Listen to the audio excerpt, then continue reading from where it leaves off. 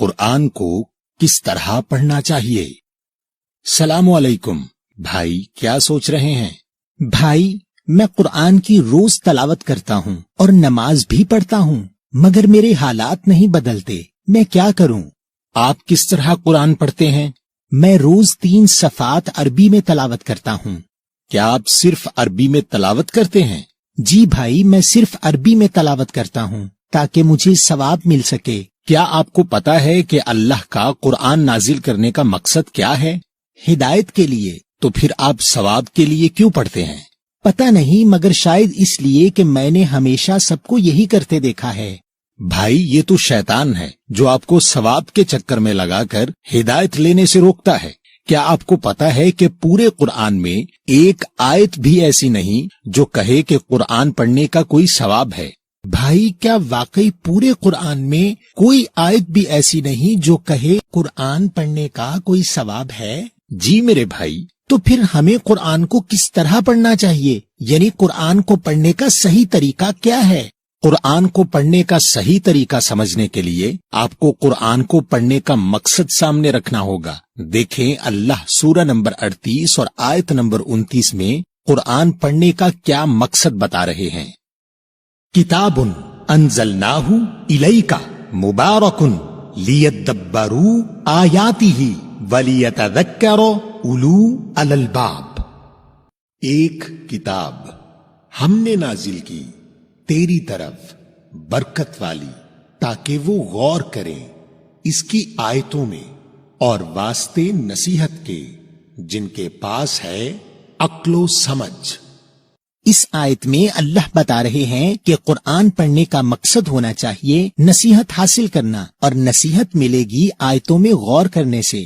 جی میرے بھائی، سورہ 3 کی آیت 7 کے مطابق قرآن میں 2 طرح کی آیات ہیں، محکم آیات اور متشابہ آیات۔ تو محکم آیات یعنی حکم والی آیات وہ ہیں جن سے آپ کو اپنے اعمال کے لیے نصیحت یا حکم لینا ہے، اور نصیحت لینے سے مراد یہ ہے کہ آپ یہ جانیں کہ آپ کی ذمہ داریاں کیا ہیں، اور وہ کیا عمل ہیں جو اللہ کو پسند ہیں، اور وہ کیا عمل ہیں جو اللہ کو ناپسند ہیں۔ اسی طرح آپ کو اپنی زندگی کے معاملات کیسے طے کرنے ہیں، مثلا میاں بیوی کے حقوق، والدین کے حقوق، کاروبار کے طریقے، مال کا خرچ اور کردار و اخلاق اور دیگر احکامات کے بارے میں جاننا ہی قرآن کی محکم آیات سے نصیحت حاصل کرنا ہے۔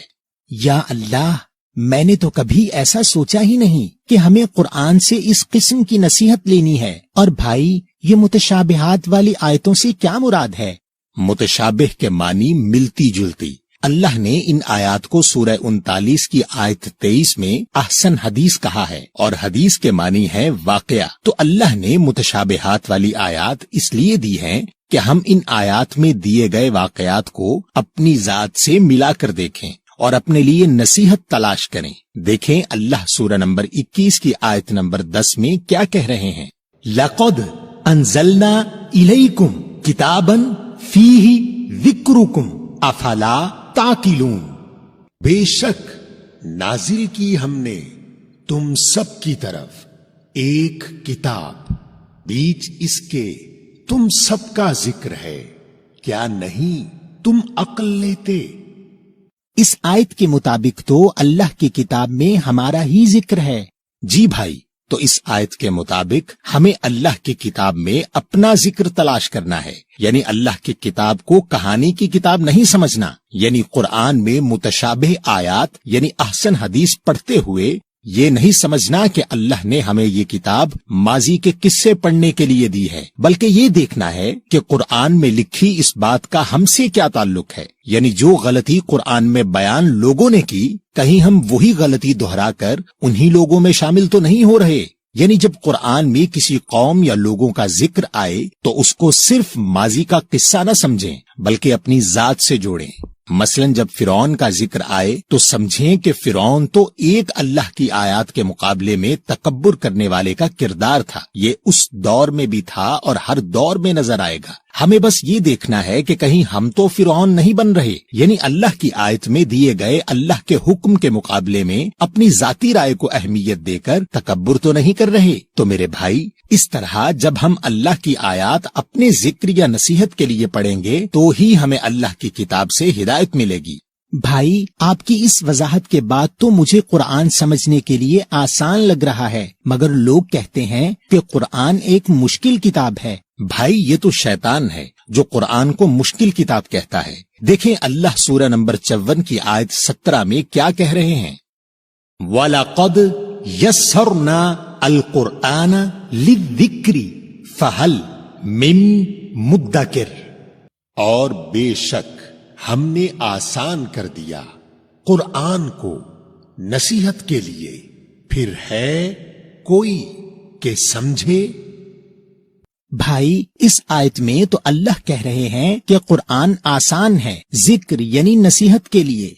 जी भाई, इस सूरह 54 की आयत 22, 32 और 40 में भी अल्लाह ने यही बात दोहराई है। तो अल्लाह ने एक ही सूरह में 4 दफा कहा कि कुरान आसान है नसीहत लेने के लिए, मगर बाज लोगों को शायद यकीन नहीं अल्लाह की बात पर कि वो कुरान को मुश्किल किताब कह देते हैं। और क्या आपको पता है कि कुरान में तकरीबन 5000 के करीब मुनफरिद लफ्ज हैं और सिर्फ 100 लफ्ज ऐसे हैं जो आधे कुरान को कवर करते हैं। यानी अगर आप सिर्फ 100 लफ्जों के मानी याद कर लें तो आपको आधे कुरान के मानी पता होंगे, और बकिया अल्फाज भी आप लफ्ज ब लफ्ज तर्जुमे वाले कुरान से पढ़कर थोड़े अरसे में पहचानने लगेंगे, और फिर आपकी सलात भी समझकर पढ़ने वाली सलात हो जाएगी। अच्छा भाई, क्या मैं किसी भी कुरान से पढ़ सकता हूँ? जी मेरे भाई, आप कोई भी ऐसा कुरान ले लीजिए जिसमें लफ्ज ब लफ्ज तर्जुमा हो, ताकि आप लफ्जों को पहचान सकें, मगर पढ़ते हुए आपको सूरह 75 की आयत 16 से 20 में दी गई हिदायत का ख्याल रखना है। ला तुहर्रिक बिही लिसानका लिताजला बी इन्ना अलैना जम्अहू व कुरआना फइदा क़रअनाहू फत्तबि' कुरआना सुम्मा इन्ना अलैना बयाना कल्ला बल तुहिब्बूना अल आजिला, नहीं तुम हरकत दो इसके साथ अपनी जबान को जल्दी के लिए इसके साथ, बेशक हमारे जिम्मा है इसका जमा करना और पढ़ा देना, फिर जब हम इसको पढ़ाएं बस अमल करो इस पढ़ाए हुए पर, फिर बेशक हमारे जिम्मा है इसका बयान करना, हरगिज नहीं बल्कि तुम मोहब्बत करते हो जल्दी वाली से। भाई, इन आयात के मुताबिक तो हमें कुरान को आहिस्ता आहिस्ता पढ़ना है और अल्लाह हमें पढ़ाएंगे, और जब हम इस पर अमल करेंगे तो अल्लाह ही इसको बयान या वाजे करेंगे। जी भाई, आपकी तवज्जो इस बात पर नहीं होनी चाहिए कि कितना कुरान रोज पढ़ा, बल्कि आपकी तवज्जो इस बात पर होनी चाहिए कि आज कुरान से किस बात पर नसीहत ली और आज तक जितनी नसीहत ली उस नसीहत पर कितना अमल किया। और भाई, अल्लाह कुरान को बयान किस तरह करते हैं? भाई, जब आप कुरान से नसीहत ले रहे होते हैं और आपके सामने उन अहकामात से जुड़ा कोई मामला आ जाता है तो अल्लाह कुरान से आपको न सिर्फ हक यानी सच बताते हैं, बल्कि इन आयात की बेहतरीन तफसीर भी कर देते हैं, और आप इंसानों की लिखी हुई तफसीर पढ़कर गुमराह होने से बच जाते हैं। देखें अल्लाह सूरह नंबर 25 की आयत नंबर 33 में क्या कह रहे हैं, वला यअतूनका बिमसलिन इल्ला जिनाका बिलहक्की व अहसना तफसीरा, और नहीं ये आते तेरे पास साथ किसी मिसाल के, मगर हम भेज देते हैं तेरे पास साथ सच्चाई के और बेहतरीन तफसीर।